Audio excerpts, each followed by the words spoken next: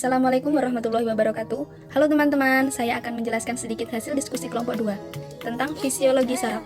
Sebelum masuk ke materi, jangan lupa like, komen, dan subscribe ya teman-teman. Ke materi kita yang pertama yaitu fungsi saraf. Yang pertama ada fungsi sensorik.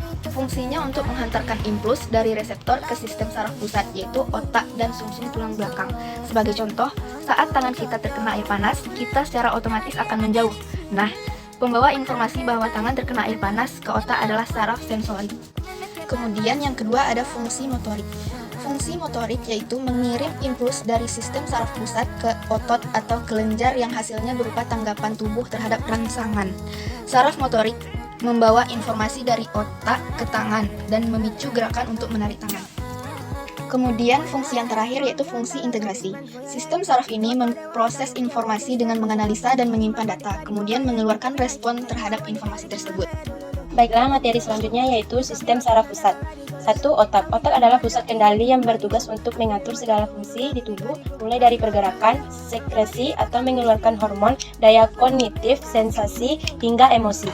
Baiklah, selanjutnya, medula spinalis adalah bagian dari sistem saraf yang di dalam sarafnya terdiri dari sel-sel membawa informasi ke sistem saraf pusat, terletak di luar otak dan sumsum tulang belakang. Materi selanjutnya, sistem saraf tepi adalah bagian dari sistem saraf yang di dalam sarafnya terdiri dari sel-sel yang membawa informasi ke sistem saraf pusat yang terletak di luar otak dan sumsum tulang. Ini gambar sel saraf neuron dan bagiannya bisa kalian lihat terdapat dendrit, nukleus, soma, akson, sel hubung mielin, sel Schwann, modus Ranvier, sinapsis. 1. Badan sel merupakan bagian sel saraf yang mengandung nukleus dan tersusun pula sitoplasma yang bergranuler dengan warna kelabu. Di dalamnya juga terdapat membran sel, nukleus, dan retikulum endoplasma.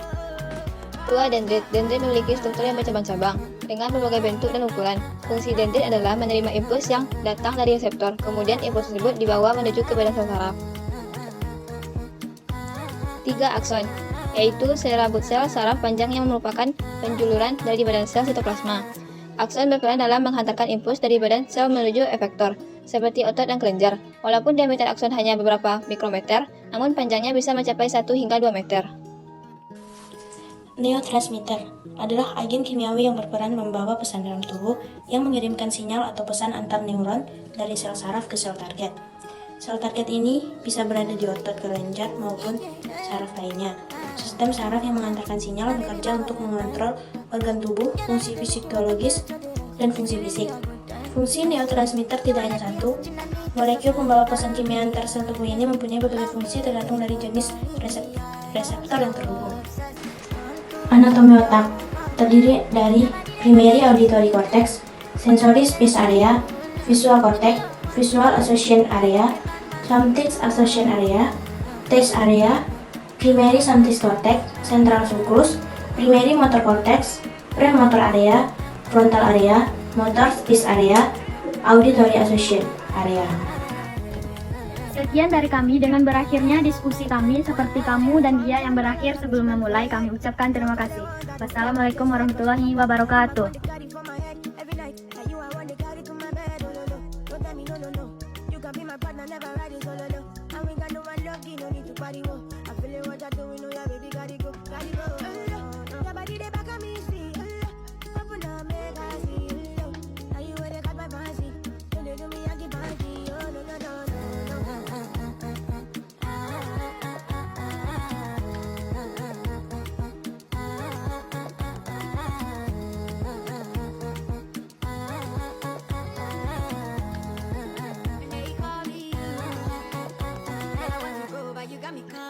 Why should I be coming early in the morning? Oh yeah, shake it, make it spend my money. Call me Mr. Bean, I go make you honey. Like, give me, baby, make you give me.